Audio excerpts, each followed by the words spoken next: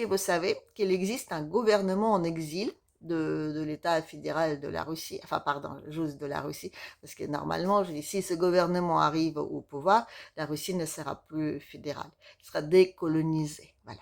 Et donc quand elle sera décolonisée, donc la Russie, la petite partie de la Russie qui va rester là, vous voyez, elle est là, c'est le blanc, bleu, blanc, voilà. C'est leur nouveau drapeau. Enfin, c'est le drapeau de gouvernement en exil, de ce pays magnifique qui sera genre découpé un jour, ce qui sera une bonne chose, je vous rappelle, parce que quand même, je veux dire, un pays aussi grand qui garde tout pour eux, c'est pas cool. Et qu'est-ce qu'ils gardent pour eux? Mais déjà, le pétrole, oui, oui, je dirais, c'est 11% de tout le pétrole mondial. Bon, c'est pas énorme, énorme, enfin quand même. Voilà, c'est 17% du gaz, c'est plein ressources, enfin les terres rares et tout ça, mais surtout, c'est le plus grand, c'est une plus grosse réserve d'eau sous le continent. Alors, avec l'intelligence artificielle, sans eau, donc, je veux dire, c'est une question de survie, la décolonisation de la Russie. Et donc, oui, il existe un forum de nations libres de la post-Russie. Voilà, donc ils ont tout partagé. Et ils ont donc déjà leur petit gouvernement en exil qui prend leurs petites lois et tout ça. Voilà. Et donc, en ce qui concerne la Russie, c'est Lilia Ponomarev qui s'en occupe. Et c'est un ex de Lukoil. Lukoil, c'est une boîte qui fait enfin, les stations-service, tout ça. Voilà. Donc, penser que peut-être que les problèmes de sens sont un tout petit peu surfaits, ça peut être je veux dire, une idée qui n'est pas négligeable. Voilà. Et donc, le but de cette formidable organisation, de forum de nations libres, hein, de la de la post-Russie, donc, ben, c'est le démembrement de la Russie et je veux dire, la disposition de base de l'OTAN et de l'Ukraine. Alors, au début, c'était juste de l'OTAN. Maintenant, c'est donc les Ukrainiens, on les a promis des parts bien grasses.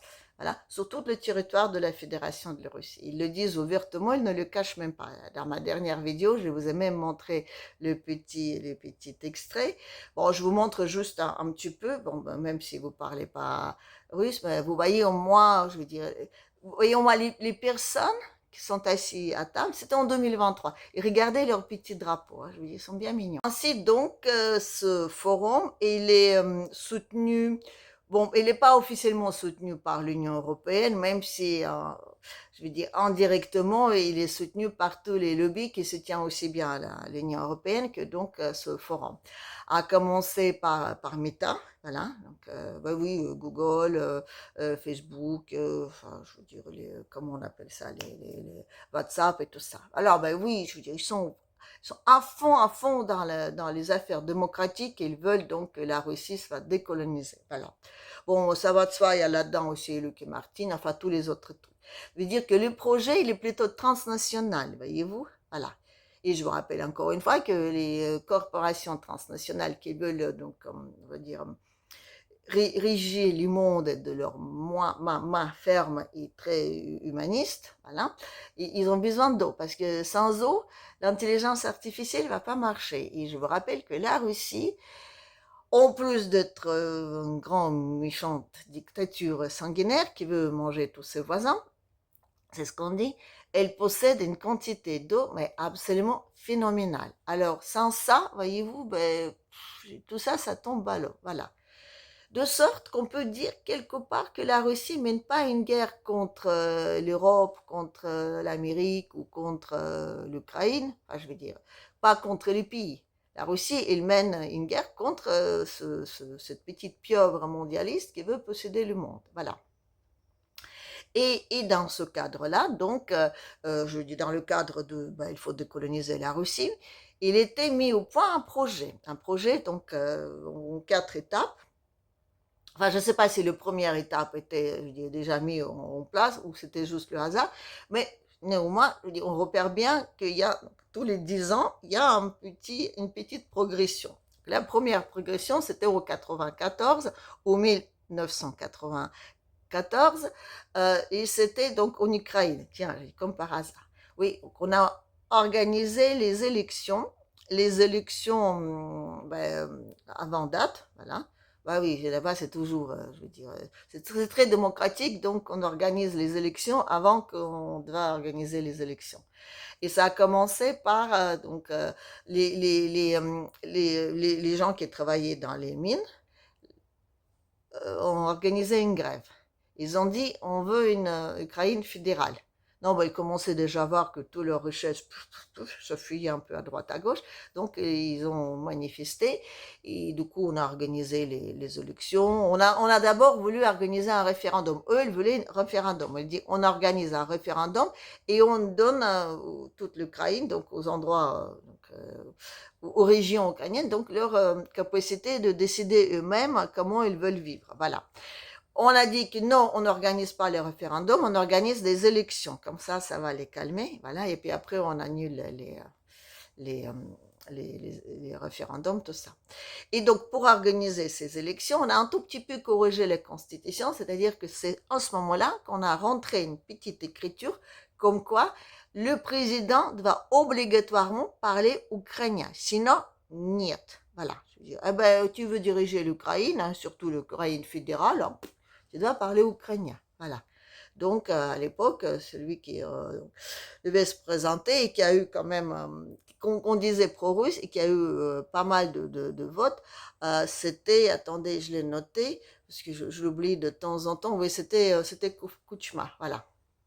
Et donc, il a eu plus de voix, donc il est arrivé au pouvoir, mais bon, c'était pas si simple que ça, parce qu'on dit qu'il était pro-russe, mais on a rentré des petits changements dans la constitution sous prétexte de cette petite, comment dire, arnaque. Non seulement que le président devait obligatoirement parler ukrainien, mais aussi, on a donné beaucoup plus de pouvoir aux oligarques. Et attendez, je l'ai noté aussi, Vyacheslav Tchernovolov, voilà, a dit à cette époque-là que c'est une, je veux dire, la porte grande ouverte à la dictature d'oligarques, voilà. Donc c'est en 94 qu'on a, on va dire, installé cette merveilleuse institution dirigée par l'oligarchie qui est l'Ukraine, voilà. Bon, après, on avait les élections en 2004, pareil. On avait donc deux tours. C'est un pro-russe qui a gagné, c'est scandaleux, vraiment. Voilà. Donc tous les démocratiques ils se sont réunis, ils ont dit non, c'est scandaleux, forcément il y a de la triche, parce que comment est-ce possible que les gens comme ça veulent collaborer avec les méchants là-bas, sanguinaires et tout ça. Alors que je vous rappelle que Poutine était au pouvoir juste depuis 4 ans. Donc déjà, il était dictateur, sanguinaire et tout qui va avec. Hein. Voilà. Et donc déjà, on a fait à peu près le même truc qu'en Roumanie, non, parce que je vous rappelle que quand on est en démocratie, il faut qu'on ait des dirigeants démocratiques. Sinon, je veux dire, on annule les élections, normal. Voilà. Donc en 2004, on a annulé les élections. Voilà, on a fait un troisième tour et on a fait élire celui qu'on voulait élire. Alors, comment on l'a fait? On a fait une petite révolution orange. Voilà, on a fait sortir plein de gars, s'asseoir partout avec les petites écharpes oranges. Je ne sais pas comment est-ce possible que d'un seul coup, mais tout le pays était inondé des petits trucs oranges, sont apparus, mais on ne sait pas d'où. Alors, vraiment, je veux dire, parfois je me demande, quand on organise ce genre de choses, mais qui finance tous ces petits truc-là. Enfin, c'est une question rhétorique, ne me répondez pas. Voilà. On sait très bien qui c'est qui les finance. Et donc, tous ceux qui les financent, et on a financé tout ce petit truc, on a organisé un troisième tour, et là, youpi, la démocratie a gagné, donc on a choisi Monsieur Yushchenko, voilà. Qui, tout de suite, la première chose qu'il a fait, il a érusé Monsieur Bandera, voilà. On a pris une direction bien vers vers la démocratie, en mettant sur leur piédestal des anciens nazis, voilà, et personne ne l'avait. Ah ben c'est très démocratique de ne rien voir quand ça nous arrange, voilà. Puis après, donc on avait en 2014, bon ben ça c'est le fameux Maïdan, pareil, Donc oui, bah, c'était n'importe quoi aussi. Donc la population s'est prononcée, on l'a dit, bah, t'es pas démocratique, tu votes pas comme il faut. Donc on a organisé un petit Maïdan.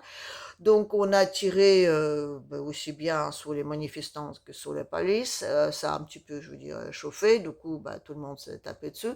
Du coup, on a dit, oh là là là là, mais ça c'est vraiment, vraiment, je veux dire, hein, la démocratie qui parle, encore une fois. Donc on a tout échangé, on a viré le président qu'on disait pro-russe et on a mis un mec à nous, enfin, je veux dire, un mec bien là, pour les, hein, je veux dire, tout ça. Et on commençait, je veux dire, ouvertement à avoir le cap vers les bases de CA, de l'OTAN et tous les restes. Voilà. Et la dernière étape supposait être en 2024, enfin un tout petit peu avant. Donc en gros, une fois qu'on commençait donc bien à envahir la zone, on devait rentrer les troupes de l'OTAN sur le territoire russe, enfin russe, excusez-moi, d'abord sur le territoire de Donbass. Voilà, on a préparé des petites bases et on devait rentrer en masse donc, sur ce territoire qui vivait martyr déjà depuis tout ce temps-là. Donc après, une fois on les a tous bombardés, bah, on a dit que oui, c'est des méchants séparatistes, tout ça, et la démocratie a triomphé encore une fois. Et de l'autre côté, on a accusé les Russes d'avoir rien fait. On a dit que leur président est nul, est incapable, et il ne sait pas défendre la population russophone, que vraiment, je veux dire, un sombre vieillard, cancéreux, je veux dire, qui n'est pas capable de faire quoi que ce soit. Voilà. D'ailleurs, on a dit exactement la même chose quand il a fait quelque chose. Donc dans tous les cas, Poutine est méchant. Voilà. Donc ça, c'est une action. Et donc, quand les Russes l'ont su, parce que les Russes quand même, ils l'ont su, que je veux dire, j'ai dit, c'était même pas, je dis, c'est gros comme un camion, tous les bases qui étaient juste à la frontière, ils ne le cachaient même pas, voilà.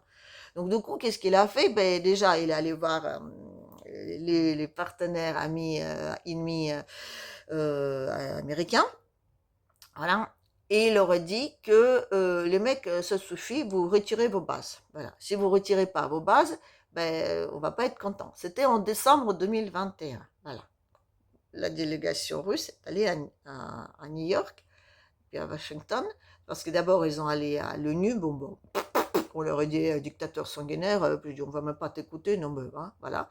Et après, donc, ils ont allé voir les Amirlocs là-bas, donc les grands chefs d'État, lesquels ils ont carrément ri au nez en disant, ben, vous allez faire quoi? Voilà.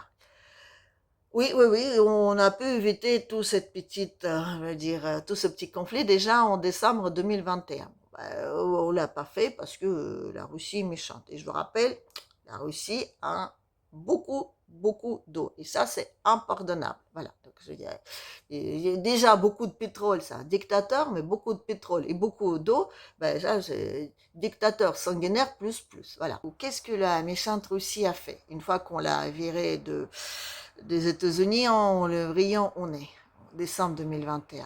Ben, en février 2022, il a rentré ses troupes sur le territoire ukrainien. Voilà. Et il est rentré, il est allé jusqu'à Kiev. C'était, je veux dire, un peu pour montrer. Bon, bah, tout de suite, tout le monde, ah là là, non, mais c'est trop tôt, on n'est pas prêt, c'est pas possible. Non, sortez d'ici où on va encore vous promettre plein de trucs. Enfin, je sais pas, on va signer ceci, cela. Macron, notre grand démocratiquement élu, lui-même a téléphoné Poupou, enfin, je veux dire, le dictateur sanguinaire, en lui disant, mec, si tu veux qu'on signe quoi que ce soit, il faut que tu sortes tes troupes de Kiev, parce qu'on va quand même pas signer avec, sous le temple, voilà. Non, parce que je dis, on met toujours tout sur le dos de Boris Johnson, mais je veux dire, notre petite Macron, il a fripouille, je veux dire, démocratiquement élu, était bien pour quelque chose aussi, voilà. Donc, une fois que la Russie est sortie sous troupe, on a crié que l'Ukraine est vainqueur, que bah, la Russie, nanana, elle a voulu tout prendre en 3 jours, bah, elle a raté. Enfin, après, c'était en 4 jours, parfois on dit en 40 jours, enfin, on sait pas. On sait pas, en tout cas, on sait que la Russie a tout perdu et que maintenant, donc, son président fou, malade, vieux, tout ce que vous voulez, donc, agit contre la Russie.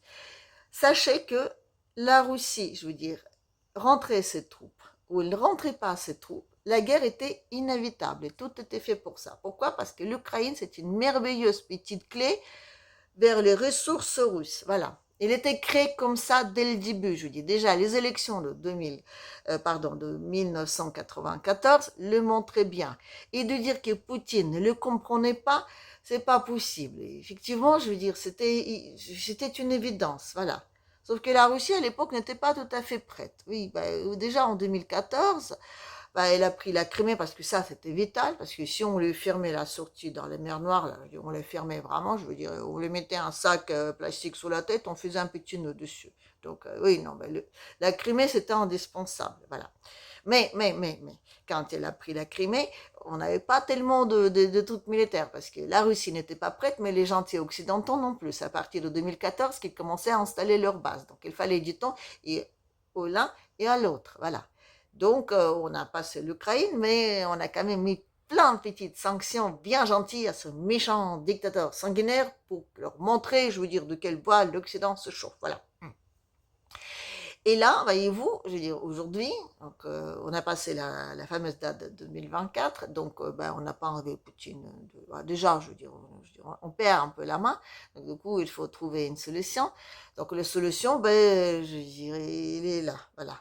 Donc, on est en train de monter la sauce un peu, à Moscou en tout cas, parce que c'est quand même à Moscou qu'il y a plein de libéraux et il y a plein donc je veux dire, des gens qui sont prêts à servir la cause. Donc, on jette plein de vidéos sur l'internet des gens qui critiquent la Russie, préparent l'opinion publique au fait que si la Russie tombe, c'est bien, c'est normal, c'est la faute de leur dictateur. Voilà. Et donc, on tourne en boucle sur LCI, tout ce qu'on peut tourner en boucle sur LCI. Voilà.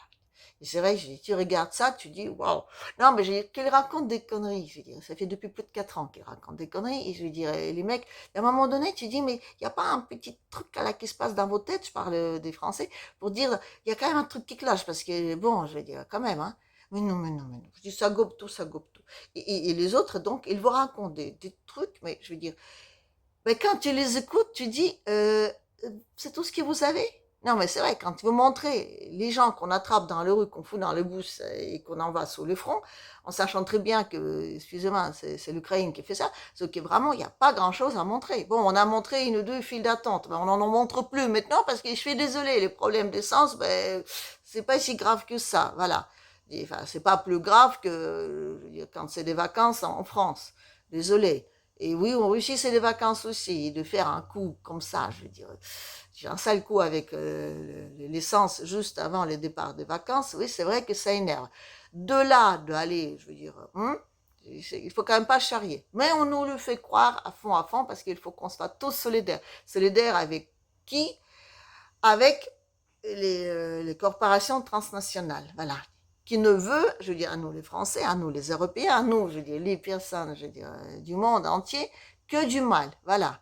Mais on les soutient en force et on pleure en pensant aux pauvres Russes qui vivent avec leurs dictateurs sanguinaires et qui n'ont même plus rien à manger, ce qui est entièrement faux aussi, qui sont malheureux parce que leur médecine se ruine, alors que même tous ces mecs-là, je veux dire, qui vivent en étranger avec un passeport russe, ils viennent tous se soigner en Russie. Parce que la Russie, elle a une médecine excellente et gratuite. Voilà. Et ça me dégoûte toujours quand je vois tous ces gens-là qui viennent, je veux dire, dans les polycliniques et qui se disent, oui, mais moi j'habite, je sais pas, par-ci, par-là, en Europe, mais oui, on vient toujours se soigner en Russie. Je me dis, mec, c'est vraiment, je veux dire, pas cool. Voilà. Et en plus, ils critiquent la Russie ouvertement en disant que tout va mal ici. Tu dis, non, mais je veux dire, c'est vraiment incroyable. Voilà. Bref. Ce que je veux dire, de dire que la Russie a attaqué l'Ukraine sans aucune raison, c'est faux. De dire que si le méchant dictateur sanguinaire, je veux dire, l'aura pas fait, les Russes aujourd'hui, ils pourraient voyager tranquillement, cool Raoul, en toute l'Europe, c'est faux aussi. Cette guerre était inévitable, ce qu'a fait Poutine, et il a juste démarré avant qu'ils soient tous prêts. Voilà. C'est comme ça que ça marche. Je veux dire, il l'a dit lui-même quand il était jeune, on l'a appris dans les petites bagarres dans les rues que si la bagarre est inévitable, il vaut mieux la démarrer soi-même. Voilà. Il a attendu et il a démarré. Voilà. Il a démarré plus tôt. Il a démarré en février 2022. Personne ne démarre une guerre en cette période-là. C'est la fin d'hiver. Je veux dire, on sort, du froid. Il fait encore froid, mais on sort. Donc, on a la neige qui fond. C'est des routes absolument pitoyable état. Donc, je vous dis, si on le fait en cette période-là, ça montre bien qu'on le fait parce qu'on n'a pas le choix. Parce que si les Russes ne l'auront pas fait, les autres l'auront fait. Parce qu'une fois qu'ils sont allés donc aux États-Unis, les délégations russes, on leur dit ouvertement, eh ben si c'est comme ça, ben vous allez voir ce que vous allez voir. Voilà. Donc c'était inévitable. Et de dire que ben les méchants Poutine, il fait ça exprès pour punir les Russes, c'est faux. Voilà. En revanche, il est vrai qu'il y a des grandes forces en Russie et à l'extérieur qui veulent cette explosion en Russie parce qu'ils n'ont pas le choix. C'est une question de survie. Voilà. Si on veut instaurer cette dictature technocratique dans le monde entier, sans la Russie, c'est pas possible. C'est pas possible. S'il y a au moins un, et aujourd'hui c'est deux pays qui mettent en avant leur souveraineté, c'est pas possible. Et aujourd'hui on a la Russie et l'Iran. On veut démanteler les deux. On raconte des conneries sur les deux, je vous rappelle. Hein. En Iran, on tabasse les bonnes femmes, hein, je dirais, chaque dimanche, parce qu'on n'a rien à faire, on n'a même pas de Netflix, alors forcément, c'est la seule distraction que les gens ont. Et en Russie, les mecs, je dirais, le week-end, ils casent le trou dans la terre, parce que, je vous rappelle, ils n'ont même pas de toilette, voilà.